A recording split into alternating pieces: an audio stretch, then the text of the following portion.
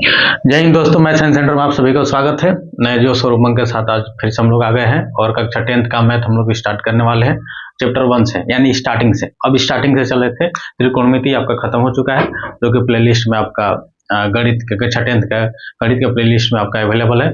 और आज हम लोग कक्षा 10th का चैप्टर 1 एक्सरसाइज 1 स्टार्ट करने वाले हैं। एक्सरसाइज 1.1 स्टार्ट करने से पहले जो जो चीज़ की हम लोग को आवश्यकता है, जानने की जरूरत है, उसके बारे में हम विस्तृत एकदम जानकारी इकट्ठा करेंगे, जानेंगे आसान भाषा में, ताकि आगे हमको बनाने में समझने में कोई दिक्कत न हो। Thank you.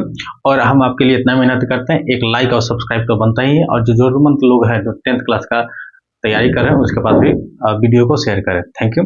आगे देखिए, कक्षा 10th का चैप्टर 1 है। अब चैप्टर का क्या नाम है? वास्तविक संख्याएं। क्या नाम है? वास्तविक संख्याएं। वास्तविक संख्याएं, पहले तो हम जानेंगे वास्तविक संख्या किसे कहते हैं। परिमेय संख्या, परिमेय तथा अपरिमेय संख्या के परिवार को वास्तविक संख्या कहते हैं। यानी कि परिमेय संख्या टोटल जितना परिमेय संख्या है और अपरिमेय संख्या को अगर मिला दिया जाए, परिमेय संख्या और अपरिमेय संख्या को मिला दिया जाए, यानी मिला दिया जाए, तो इसको क्या कहते हैं? वास्तविक संख्या कहते हैं। ऐसा नहीं कह पा रहे तो ऐसे देखिए, परिमेय संख्या तथा अपरिमेय संख्या के परिवार को वास्तविक संख्या कहते हैं। 0, 2, 3, 3/4, -3/2, √6, √3 और √16 क्या है? सब वास्तविक संख्या। मतलब जितने सारे रूट के बाहर माइनस में प्लस में जितने सारी संख्या वो क्या है? वास्तविक संख्या। अब देखिए परिमेय संख्या, इसके बारे में वास्तविक संख्या से परिमेय संख्या। तो परिमेय संख्या किसे कहते हैं? वैसी संख्या जिसे P/Q के रूप में, क्या वैसी संख्या जिसे P/Q, Q not equal to 0, Q not equal to 0 का मतलब कि Q के जगह पर 0 कभी नहीं हो सकता है। या Q है, Q की जगह पर 0 कभी नहीं हो सकता है। P की जगह पर 0 हो सकता है, लेकिन Q की जगह पर 0 नहीं होगा। के रूप में लिखा जा सकता है, जहां P तथा Q क्या है? पूर्णांक हो। P तथा Q पूर्णांक हो, मतलब P और Q जब भी इसके जगह पर रहेगा तो पूर्णांक संख्या ही रहेगा, उसे परिमेय संख्या कहते हैं। जैसे 0, 2, 3, 2/3, 4/5, √16 और √4। अब देखिएगा कह रहा है P/Q। तो जब हम भिन्न का जोड़ बनाते थे, ऐसा अगर भिन्न का जोड़ रहता था तो क्या करते थे? अपने से एक ले लेते थे। यानी कि हर में एक छुपा हुआ रहता है, हर में हमेशा एक छुपा हुआ रहता है। अगर नहीं भी है तो 2 के नीचे एक हो जाती है, P ऊपर हो गया, एक Q हो गया, मतलब P/Q के रूप में हो गया। अब देखिएगा 0 जो है परिमेय संख्या है कि नहीं? तो 0 जो बटा में 1 लिख सकते हैं। तो हाँ, तो Q की जगह पर 0 नहीं हो सकता, मतलब Q जहां है, Q की जगह पर 0 नहीं हो सकता, नहीं है, या P की जगह पर 0 है, इसलिए क्या है? 0 परिमेय संख्या है। क्या 0 परिमेय संख्या है? 2 भी परिमेय संख्या है। 3 अगर हर के में क्या रहता है? हर के मतलब नीचे जो है, किसी भी संख्या के नीचे एक जरूरत के अनुसार हम एक ले सकते हैं, यानी एक छुपा हुआ रहता है। तो ये क्या है? नीचे वाला क्या हो गया? Q हो गया आपका, ऊपर वाला क्या हो गया? P हो गया। और 2/, जैसे 2/3, 2/3 क्या है? ये परिमेय संख्या पहले से है। ऊपर में को क्या कहते हैं? P कहते हैं, नीचे वाला को Q कहते हैं। ठीक है, तो इसे P/Q में सब लिखा जा रहा है, इसलिए क्या है? परिमेय संख्या। और √16 को हम क्या लिख सकते हैं? 4। रूट को जब हटाएंगे तो क्या होगा? 4। तो 4/1 लिख सकते हैं, तो ऊपर वाला क्या होगा? P और नीचे वाला Q। क्या वैसी संख्या जो P/Q के रूप में लिखा जा सकता है, उसको क्या कहते हैं? परिमेय संख्या कहते हैं। आगे हम लोग चलते हैं, वास्तविक संख्या हम लोग सीख गए। वास्तविक संख्या में परिमेय संख्या दिया हुआ था आपका, परिमेय संख्या दिया हुआ था, ये भी जान गए। अब आगे चलते हैं, अपरिमेय संख्या किसे कहते हैं। अगला है मेरा अपरिमेय संख्या। क्या है? अपरिमेय संख्या। अगला क्या है? अपरिमेय संख्या। वैसी संख्या, अपरिमेय संख्या किसे कहते हैं? वैसी संख्या जिसे P/Q के रूप में नहीं लिखा जा सकता है, तथा या वैसी संख्या जो रूट के अंदर रहता है या रूट के रूप में रहता है। जैसे देखिए, वैसी संख्या जिसे P/Q के रूप में नहीं लिखा जा सकता है, उसे अपरिमेय संख्या कहते हैं। जैसे √2, √3, √5, √7। जैसे जो है 2 जो है, 2 को हम जैसे √2 है, तो √2 को 2/1 हम नहीं लिख सकते हैं। क्या कर सकते हैं? नहीं लिख सकते हैं। जैसे देखिए, वैसी संख्या जो रूट के रूप में होता है, वैसी संख्या जो रूट के रूप में होता है, इसे अपरिमेय संख्या कहते हैं। जैसे हम देखिए, इसमें भी कौन होगा? √2 होगा, √3 होगा, √4। ये अपरिमेय होगा कि परिमेय हो गया? √4 को निकालिए कि रूट से बाहर निकल रहा है कि नहीं? रूट से बाहर ये निकल जाए, कितना हो रहा है? 2। कैसे निकालते हैं? जैसे 9th क्लास में हम लोग पढ़े होंगे कि √4 है, √4 का निकालना है। तो क्या, तो अब देखिएगा 4 जो रूट का वैल्यू होता है, रूट का वैल्यू होता है 1/2। रूट का जो मान होता है 1/2, तो रूट जब लगता है तो 1/2 यहाँ हो जाएगा, तो रूट हट जाएगा। अब 4 को हम क्या लिख सकते हैं? 2 का स्क्वायर लिख सकते हैं। पुणे 1/2 लिख सकते हैं। 2 काट रहा था, कितना बचा 2, यानी कि √4 में से 2 हो जाएगा। अगर ऐसे नहीं समझ आ रहा है तो देखिए किसी का स्क्वायर है क्या, हाँ किसका 2 का, तो यहाँ 2 लिख दीजिए। तो ये क्या होगा, अपरिमेय संख्या नहीं है। √5 अपरिमेय संख्या है, √6 भी नहीं है, √7 भी नहीं है, √8 भी अपरिमेय संख्या ही है, √9, अब देखिए 9 किसी का स्क्वायर है क्या, तो हाँ 3 का, तो ये बराबर में 3, तो ये रूट हट गया, तो यानी कि √4 जितना भी संख्या है, जैसे √4, √9, √16, √25, ये सब क्या है, परिमेय संख्या आएगा। क्या कहलाएगा, परिमेय संख्या कहलाएगा। क्या होगा, ये सब क्या है, परिमेय संख्या कहलाता है। तो हम लोग 3 चीज सीखे हैं। वास्तविक संख्या किसे कहते हैं, तो परिमेय संख्या तथा अपरिमेय संख्या परिवार को वास्तविक संख्या कहते हैं। परिमेय संख्या किसे कहते हैं, वैसी संख्या जिसे p/q के रूप में लिखा जा सकते हैं, या रूट जिसमें रूट ना हो, उसे क्या कहते हैं, अपरिमेय संख्या कहते हैं।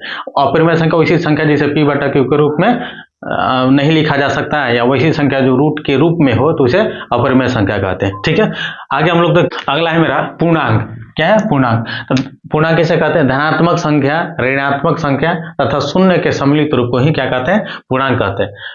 धनात्मक संख्या, ऋणात्मक संख्या तथा शून्य के सम्मिलित रूप को क्या कहते हैं, पूर्णांक कहते हैं। यानी कि धनात्मक संख्या और ऋणात्मक संख्या शून्य को यदि सभी को एक साथ मिला दिया जाए तो उसको क्या कहते हैं, उसको क्या कहेंगे पूर्णांक कहेंगे। ऐसे नहीं समझ आ रहा तो देखिए, एक टोकरी लीजिए जिसमें धनात्मक संख्या, एक टोकरी लीजिए ऋणात्मक संख्या, एक टोकरी लीजिए जिसमें 0, और सभी को क्या करिए, एक टोकरी, बड़ा सा टोकरी लीजिए, बड़ा सा टोकरी में तीनों को उलट दीजिए। क्या करिए, तीनों को उलट दिया, तीनों के में हो गया, तो तीनों क्या होगा, सम्मिलित हो गया। तो सम्मिलित हो गया तो उसी को क्या कहेंगे, पूर्णांक कहेंगे। क्या कहेंगे, पूर्णांक कहेंगे। जैसे देखिए -3, -5, -4, -3, -1, -1, 0, 1, 2, 3, 4, ये सब क्या है, ये पूर्णांक संख्या कहलाएगा। ये क्या कहलाएगा, पूर्णांक संख्या कहलाएगा।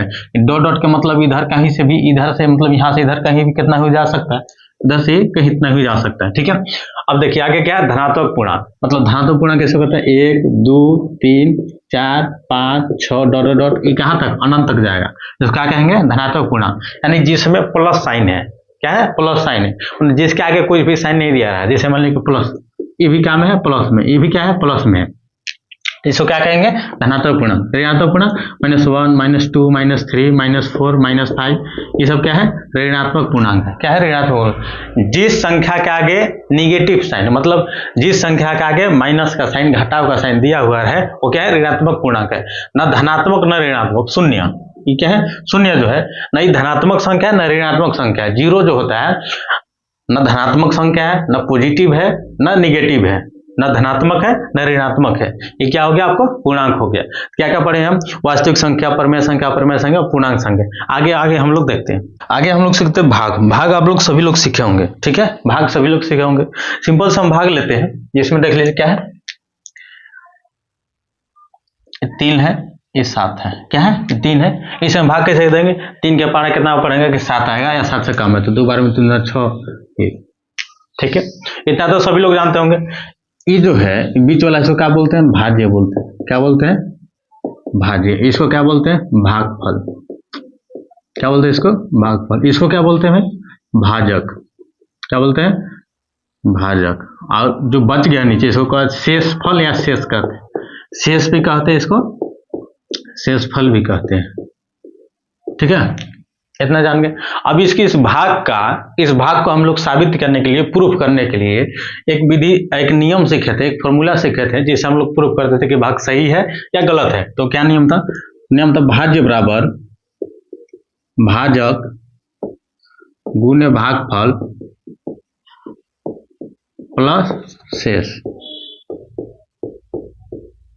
यानी कि भाज्य बराबर भाजक गुणे भागफल प्लस, इतना गुणे इतना प्लस इतना कर देगा, तो अगर ये वाला आ जाता है तो आपका क्या हो जाता है, सही हो जाता है। तो भाज्य कितना है, 7, भाजक कितना है, 3, भागफल कितना है, 2 और प्लस 1, 3 दूना 6 प्लस 1, 7 बार 6 1 7।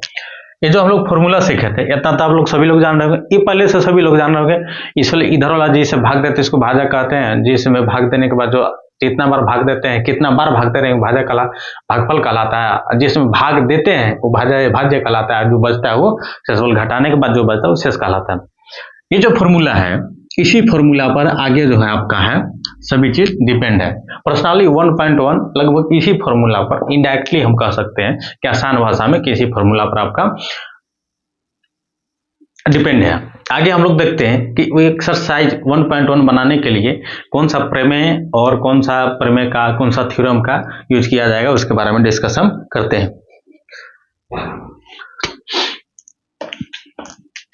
अगला है मेरा एक्सरसाइज 1.1 के लिए यूक्लिड विभाजन प्रेमिका। क्या है यूक्लिड विभाजन प्रेमिका? क्या कहता है कि दो धनात्मक पूर्णांक, ये समझेंगे पूर्णांक क्या बताए थे, पूर्णांक में क्या रहेगा प्लस माइनस जीरो सब जितना रहेगा पूर्णांक में आता है। तो दो धनात्मक पूर्णांक, धनात्मक मतलब पॉजिटिव पूर्णांक, मतलब जब भी लेंगे तो 1 2 3 ही लेंगे। कह रहा है कि दो धनात्मक पूर्णांक ए और बी है, हमें ये नहीं पता है कि ए में क्या है बी है, मतलब ए और बी है दो अलग अलग दिए रहने पर ऐसी अद्वितीय पूर्ण, ऐसी अद्वितीय, अद्वितीय मतलब इसके जैसा कोई दूसरा नहीं होगा। अद्वितीय मतलब यूनिक, दूसरा नहीं होगा। यूनिक मतलब समझ रहे हैं, जैसा हम आप जो है हर एक स्टूडेंट का होता है अपने आप में यूनिक होता है, मतलब उसके जैसा कोई नहीं होता है।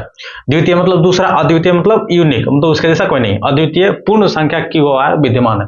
कह रहा है कि दो धनात्मक पूर्णांक यदि ए और बी है तो ऐसी अद्वितीय पूर्ण संख्या की वो विद्यमान रहता है, मैंने आता है। ए बराबर B Q plus R, R जो है बी से छोटा रहेगा और जीरो या जीरो से बराबर या जीरो से बड़ा भी हो सकता है। कौन बी? ई। जब भी आर रहेगा, ई जो आर रहेगा ई से क्या रहेगा छोटा रहेगा। क्या रहेगा? छोटा रहेगा। कितना छोटा? यानी सभी छोटा, जैसे अगर बी 6 है तो 0 1 2 3 4 होगा, 5 होगा, मतलब इसके बराबर नहीं होगा। इसी को और क्या कह सकते हैं, किसी भी धनात्मक पूर्णांक, धनात्मक मतलब पॉजिटिव इंटीजर्स, धनात्मक समझ रहे हैं ना, धन संख्या 1 2 3 ए को एक दूसरे धनात्मक पूर्णांक बी से विभाजित किया जाता है या भाग दिया जा सकता है या दिया जाता है तो भागफल Q और शेष R प्राप्त होता है। जैसे A बराबर बी क्यू प्लस आर क्या रहेगा जीरो R जो है जीरो या जीरो से बराबर या बड़ा रहेगा और B से R क्या रहेगा छोटा रहेगा। यानी देखिए भाज्य जो भी रहेगा, भाजक जब भी रहेगा तो शेषफल से क्या रहेगा, भाजक जब भी रहेगा तो शेषफल से बड़ा रहेगा, शेषफल क्या रहेगा छोटा रहेगा। क्या रहेगा? भाजक से शेष क्या रहेगा जब भी रहेगा तो छोटा ही रहेगा। ठीक है, ध्यान से देखिएगा। यूक्लिड विभाजन प्रेमिका कहता है कि दो धनात्मक संख्या, एक ए है और एक बी है, दोनों अलग अलग रहेगा। यदि ए को बी से भाग देते हैं तो मेरा भागफल क्यू और शेषफल आर प्राप्त होता है, जो कि ए बराबर बी क्यू प्लस आर प्राप्त होगा, जो कि आर रहेगा हमेशा बी से क्या रहेगा छोटा रहेगा। क्या रहेगा? छोटा रहेगा। ठीक है, अब यूक्लिड विभाजन प्रेमिका हो गया। अब यूक्लिड विभाजन एल्गोरिथम जो है इसी से निकला हुआ है। किससे निकला हुआ है? यूक्लिड विभाजन प्रेमिका से ही, प्रेमिका थ्योरम, प्रेमिका मतलब थ्योरम से ही निकला हुआ है। ठीक है, जो हम लोग आगे पढ़ते हैं। अगला है मेरा यूक्लिड विभाजन एल्गोरिथम। क्या है यह यूक्लिड विभाजन एल्गोरिथम जो है यह दो धनात्मक पूर्णांकों का महत्तम समापवर्तक है। महत्तम समापवर्तक मतलब HCF निकालने की क्या है एक तकनीक है, विधि है। यहाँ तकनीक की जगह विधि ले सकते, विधि है जो यूक्लिड विभाजन प्रमेयिका पर आधारित है। इसको क्या कहते हैं? यूक्लिड विभाजन एल्गोरिथम। ए बराबर बी क्यू प्लस आर और आर होगा, क्या होगा आर।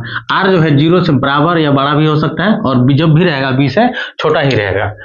समझ गए? यानी कह रहा है कि HCF निकालने की एक विधि है। क्या है? HCF निकालने की एक विधि है और इसी यूक्लिड विभाजन एल्गोरिथम और प्रमेयिका का यूज करके हम लोग एक्सरसाइज 1.1 बनाएंगे। आगे चलते हैं। अभी तक जो इतना भी हम लोग पढ़े एक्सरसाइज 1.1 के लिए, जिसे जो पहले पढ़े, जितना हमें जानने की जरूरत था, इनिशियली से मतलब शुरू से जितना जरूरत था उतना सारा चीज हम लोग पढ़े। अब हम लोग चलते हैं कि आसान भाषा में, अभी जितना भी हम विधि बताएं इसी विधि से आगे बनेगा, इससे भी आसान विधि में आती है, आसान भाषा में लोग सीखते हैं। उसके पहले एक एग्जाम्पल ले लेते हैं, एक्सरसाइज बनाने से पहले एग्जाम्पल ले लेते हैं।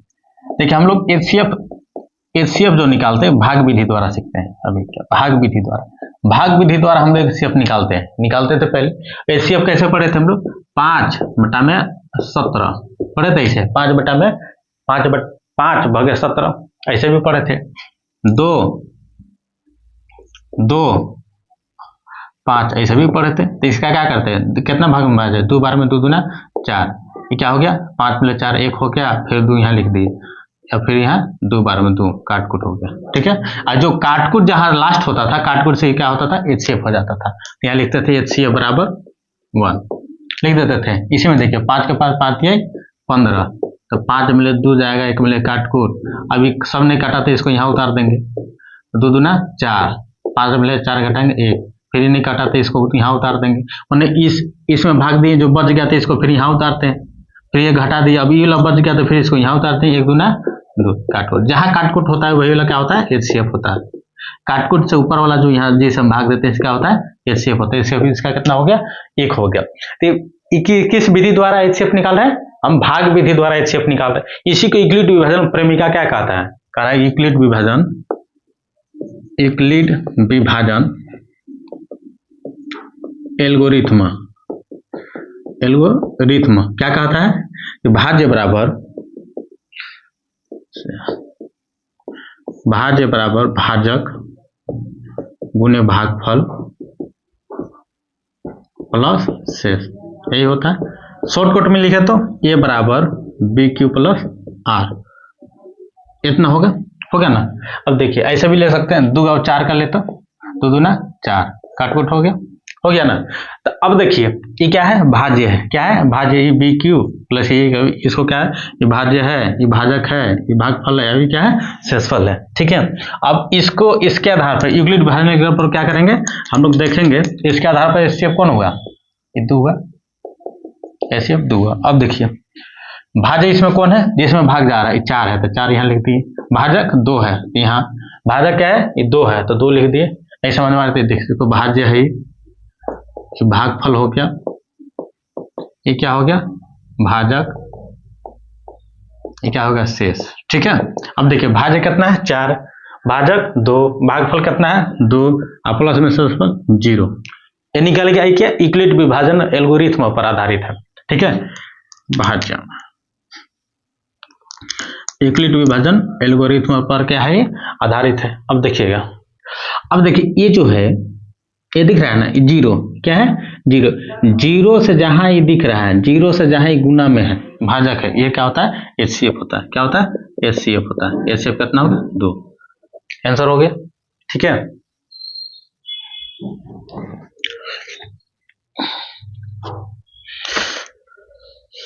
ये 4 और 4 आंसर हो गया। अब इसका देखिएगा, इसका हम निकालते हैं, इसका भाज्य कौन है 5, ये क्या हो गया भाजक, ये क्या हो गया भागफल है, भाज्य कितना है अब इसी पर आधारित है। ये भाज्य कितना है, ये पहला का, ये पहला हो गया, ये दूसरा हो गया, तीसरा हो गया, भाज्य कितना है या 5 लिख देंगे, 5 बराबर 2 गुने 2 प्लस 1, ये हो गया, ये आपका कंप्लीट हो गया। तो यहाँ ई वाला आपका क्या हो गया, ये कंप्लीट हो गया इतना, लेकिन फिर भाज्य है यहाँ 2 तो 2 यहाँ लिख देंगे 2, तो भाजक गुने भागफल, भाजक गुने भागफल प्लस यहाँ 0, जब तक 0 नहीं आएगा तब तक ये क्या होगा, ये प्रोसेस चलते रहेगा। अब जहां 0 आया क्या, 0 के यहाँ क्या है 1, तो HCF बराबर कितना हो गया, HCF बराबर कितना हो गया 1, समझ गया। अगला देखिए तीसरा, ये क्या है भाज्य हो गया, ये भाजक है, ये भागफल, तो भाज्य कितना 17 बराबर का 5 गुने 3 प्लस 2, यानी इतना गुने इतना प्लस इतना लिख देंगे, इतना गुने इतना, इतना गुने इतना प्लस इतना, इसमें क्या करना है गुना कर दीजिए, यहाँ करके प्लस कर दीजिए, ठीक है। अब क्या हो गया 5, फिर भाजक 5 से फिर से भाग गया, इतना गुने इतना प्लस इतना, 2 गुने 2 प्लस 1, फिर क्या है ये 2 है तो इतना गुने इतना प्लस इतना, 2 बराबर 2 गुने 1 गुने 2 प्लस 0, तो जहाँ 0 आया क्या आया 0 आया, तो 0 के यहाँ साइड जो रहेगा क्या हो जाएगा HCF हो जाएगा। इसी के आधार पर ठीक है हम लोग क्या बनाएंगे, आगे का क्वेश्चन जो है हम लोग सॉल्व करेंगे। अगला है प्रश्नावली आपका 1.1, क्वेश्चन है पहला वह 135 और 225। निम्नलिखित क्वेश्चन क्या कर रहा है, निम्नलिखित संख्याओं के HCF ज्ञात करने के लिए यूक्लिड विभाजन एल्गोरिथम का प्रयोग कीजिए। कह रहे HCF ज्ञात करिए, क्या करिए HCF ज्ञात करिए, और HCF ज्ञात करने के लिए यूक्लिड विभाजन एल्गोरिथम का प्रयोग करिए, ठीक है। तो भाग विधि से हम लोग HCF निकालते हैं, कितना 135 और 225, जो बड़ा रहेगा अंदर रहेगा, जो छोटा रहेगा बाहर। 135 हम यहाँ लिख देते हैं और 225, ठीक है। अब देखिए कि इससे कितना बार में भाग जाएगा, 2 बार में कितना हो जाएगा 35 गुना 70, 1 दूना 2, ज्यादा हो जाएगा तो एक बार लेंगे, तो 135 से घटा देंगे, 5 में 5 0, यहाँ इसमें से घटाएंगे तो 13, 9 आएगा 90।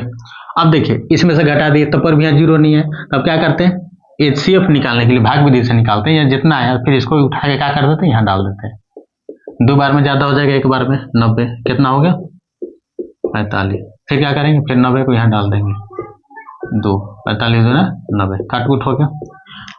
अब के यूक्लिड विभाजन एल्गोरिथ्म से क्या कहते हैं? यूक्लिड विभाजन एल्गोरिथ्म, यूक्लिड विभाजन एल्गोरिथ्म।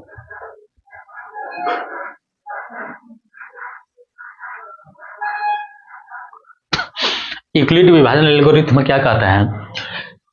अब देखिए, विभाजन एल्गोरिथ्म से भाज्य बराबर भाजक गुने भागफल प्लस शेष, यही आपका। अब इसमें देखिए भाज्य कौन है? इतना का देखिए, इतना को देख लीजिए पहले आप, इसको देखिए भाज्य कौन है? 225, तो 225 लिख दिए बराबर भाजक ही है और भागफल ही है, तो 135 गुने 1 प्लस शेष कितना है? 90। दूसरा के लिए ये खत्म कर दिए। अब देखिए इसके लिए कौन है? कितना परसेंट ले लीजिए इसको, 135 बराबर 90 गुने 1 प्लस 45। फिर अब इतना को ले लीजिए इसको, 90 बराबर 45 गुने 2 प्लस 0। जहाँ 0 आया, 0 से इलाज है क्या हो जाएगा? HCF हो जाएगा। HCF बराबर कितना हो गया? 45। नहीं समझ आ रहा है तो देखिए, जब इस प्रकार के भाग हम दे लेंगे, क्या करेंगे? भाग दे लेंगे।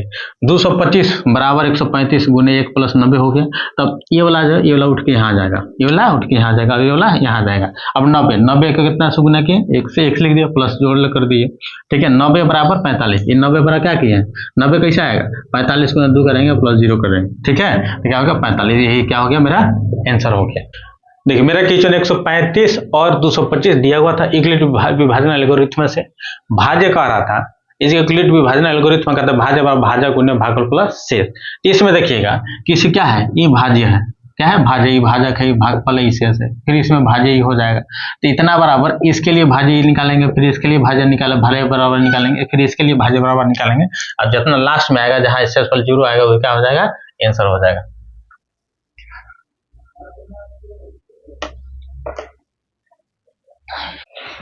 दूसरा क्वेश्चन आपका 196 और 38 220। तो इसके लिए क्या करेंगे? 196 है, इस भाग विधि का यूज करेंगे, 38 2 2 0। अगला क्वेश्चन है, इसमें क्या करेंगे कि भाग देंगे। अब देखिए इससे इसमें गुना करने के बाद डायरेक्ट आ रहा है, नहीं तो 195 बराबर में कितना बार में? 195 बार ही जब इससे गुना करते हैं तो इतना डायरेक्ट आ जाता है। कितना आ जाता है? इतना आ जाता है, ठीक है। तो हम यहाँ लिखेंगे यूक्लिड विभाजन एल्गोरिथ्म से क्या कहता है? भाज्य बराबर भाजक गुने भागफल प्लस शेष। इसमें भाजक कितना है? ये वाला है। भाजक कितना है? ये के भाज्य हो गया, ये आपका भाजक हो गया, और ये क्या हो गया? शेष हो गया आपका। क्या हो गया? शेष हो गया। भाजक कितना है? 38 2 2 0, 38 2 2 0 बराबर भाजक कितना है? 196, और भाज्य शेष थोड़ी है, भागफल है, ये क्या है? भागफल है, अरे शेष है। भाजक कितना है? इतना। भागफल कितना है? 195, और शेष कितना है? 0। तो जहाँ 0 आ गया, 0 से ये वाला जो ये रहेगा लास्ट में वाला जो रहेगा, ये क्या कहलाएगा? HCF कहलाएगा। HCF बराबर कितना होगा? 196। ये आपका आंसर हो गया, ठीक है। इसमें देखिए भाग विधि द्वारा भाग दे देना है। HCF जैसे महत्तम, जब महत्तम जैसे निकालते थे, और इसी के अधि पर भाज्य बराबर भाजक गुने भागफल प्लस शेष पर इसको क्या करना है? रख देना है, तो आंसर आपका आ जाएगा। देखिए ये बड़ा है, ये छोटा है, तो बड़ा वाला को क्या करेंगे? अंदर लिखेंगे, और छोटा वाला को इधर लिखेंगे, और 3 बार में 5 × 15 के 5, 3 बार पढ़ेंगे। 5 × 15 के 5, 1 हासिल 5 × 15 16 का 6, 3 6 1 7, 5 में 2 घटाएंगे, 2 0 0, कितना? 102। नहीं कटा, तो अब इसको क्या करेंगे? जो भाजक है यहाँ उठ के कहाँ चल जाएगा? यहाँ चल जाएगा, ठीक है। फिर से भाग देंगे, कितना? 2 बार में, 2 दूना 4 0 2, 5 में 4 1 0, क्या हो जाए? 1 5 रहेगा, 1 काटकोट। अभी इला उठ के कहाँ चल जाएगा? यहाँ आ जाएगा। 2 बार में 2 2 काटकोट हो गया। अब क्या करेंगे? एक टर्म मेरा कितना हो गया? इतना। भाज्य बराबर इतना गुने इतना बराबर इतना। नहीं समझ में आ रहा तो इतना लिख लीजिए, सॉल्यूशन लिखिए और लिखिए यूक्लिड विभाजन एल्गोरिथम से क्या कहता है, भाज्य बराबर, एल्गोरिथम में क्या कहता है, भाज्य बराबर भाजक गुने भागफल प्लस शेष। इसमें देखिए ये क्या है, भाज्य, ये क्या है, भाज्य है आपका, ये क्या है, भाजक, और ये क्या है, भागफल, ये क्या है, शेष। भाज्य कितना है, 867, 867 लिख दिए। भाजक कितना है, 255 गुने 3 प्लस 102 हो गया 102। अगला क्या है आपका, देखिए 867 हो गया, भाजक 255 है। ऐसा नो जे 5 मिनट मशीन में चलाइए था, 5 मिनट रुक जाइए ना, बस खत्म होने वाला है, 5 मिनट रुक जाइए। अगला क्वेश्चन आपका 867 और 255, ये क्या, यूक्लिड विभाजन एल्गोरिथम से, ठीक है। कारण भाज्य बराबर भाजक गुने भागफल प्लस से, ठीक है। 867 बराबर 255 गुने 3 प्लस 102 लिख दिए। ये किस पर, इस पर उठा दिए। अब देखिएगा आप 867 हो जाए, 867 के बराबर इतना गुने इतना प्लस इतना कर दिए, ठीक है। अगला तो क्या है, तो 255 के लिए क्या करिए, 255 102 गुने 2, 102 गुने 2 प्लस कितना होगा 51। अगला क्या है, 102 बराबर, यहाँ देखिए इसको देखना है, इतना कब है, इतना गुने इतना प्लस इतना, तो 51 गुने 2 प्लस 0, ठीक है, HCF, हाँ ये क्या है 0, 0 से यहाँ जो आया वो क्या होता है, HCF होता है। HCF बराबर कितना हो गया, 51 हो गया। कितना हो गया आपका, HCF बराबर कितना हो गया, 51 हो गया, ठीक है। यही हो गया आपका आंसर, ठीक है। देखिएगा जिस प्रकार से दिया रहेगा, भाज्य बराबर भाज्य गुने भागफल, 867 है तो 867 को हम ले चुके हैं, इतना गुने इतना करके इतना कर दिए। फिर इसको ले लेंगे तो इतना गुने इतना प्लस इतना कर देंगे। फिर इसको इतना बराबर इतना गुने इतना इतना इतना कर जीरो कर देंगे, जहाँ काट रहेगा वहाँ जीरो कर देंगे, और लास्ट में जो जीरो के जो यहाँ वाला होगा ये वाला क्या हो जाएगा, HCF हो गया। ये किसके विधि से बना, यूक्लिड विभाजन एल्गोरिथम से बन रहा है। अगला क्वेश्चन आपका, दर्शाइए कि कोई भी धनात्मक विषम पूर्णांक 6q+1 या 6q+3 या 6q+5 के रूप का होता है। अब समझे कि हम धनात्मक विषम पूर्णांक जो समझाए थे, धनात्मक पूर्णांक जो समझाते क्या है, विषम मतलब जो सम नहीं हो, जैसे 1 3 5 क्या, तो धनात्मक विषम पूर्णांक 1 3 5 का हो गया, ये धनात्मक विषम पूर्णांक हो गया। कितना के रूप का होता है, तो इसके लिए बनाने के लिए क्या करेंगे, देखेंगे, माना कि x कोई धनात्मक पूर्णांक है, ठीक है। माना कि x क्या है, माना कि x कोई धनात्मक पूर्णांक है, तब x मान ली, तो हम क्या कर सकते हैं, यूक्लिड विभाजन एल्गोरिथम से, यूक्लिड विभाजन एल्गोरिथम में क्या कहता है, तो x बराबर BQ+R, BQ+R। अब देखिए a बराबर मानते थे हम, क्या a लिखते थे, a बराबर लिखते, x लिखते थे, x बराबर BQ+R। R का जो भी वैल्यू रहेगा, ठीक है, 0 से बड़ा रहेगा, R का जो भी वैल्यू रहेगा, R का जब भी वैल्यू 0 से बड़ा या बराबर और B से छोटा रहेगा, ठीक है। जहां देखिएगा, जहां B की जगह पर कितना है, Q है। अब देखिएगा इस प्रकार कर रहा है, x बराबर BQ+R, इस पर डिनोट कर रहा है BQ+R, जहां B बराबर कितना हमको वैल्यू लेना है, सिद्ध करना है, तो सिद्ध करने के लिए B बराबर क्या वैल्यू लेना होगा, 6 लेना होगा। और R कह रहा है कि R का जब भी वैल्यू होगा तो 6 से कम होगा, तो R का वैल्यू 0 1 2 3 4 5 इतना वैल्यू रहेगा, ठीक है, इतना वैल्यू रहेगा। तो B की जगह पर हम 6 रख रहे हैं, तो x बराबर क्या होगा, 6q+R। इसको हम समीकरण 1 मान लेते हैं, क्या मान लेते हैं, 1 मान लेते हैं, और लिखते हैं कि R का मान समीकरण 1 में रखने पर, R का मान समीकरण 1 में, x बराबर कितना है मेरा, x बराबर 6q+R के जगह पहले क्या 0 लिख दिए, तो 6q+ तो क्या होगा, 6q हो जाएगा। तो 6q फिर r के बराबर 1 रखेंगे तो 6q + 1 हो जाएगा। फिर 6q + 2, r की जगह पर कितना 0 1 2 3 4 5 रखते जाएंगे, r की जगह पर खाली रखेंगे। अगला क्या हो जाएगा 6q + 3, 6q + 4, अगला 6q + 5 हो जाएगा। ठीक है, इतना हो गया। अब इसमें से मैच करिए कि क्या इसके जैसा दिख रहा है 6q + 1, 6q + 3, 6q + 3 जैसा दिख रहा है। तो 6q + 1 ये आ गया आपका, एगो ऐसा दिख रहा है और एगो ऐसा दिख रहा है ना। हम यहाँ लिखेंगे अतः धनात्मक पूर्णांक अतः विषम क्या अतः धनात्मक विषम पूर्णांक समपूर्णांक बराबर 6q + 1, 6q + 3, 6q + 5 के रूप में है। क्या हो गया? प्रूव्ड हो गया।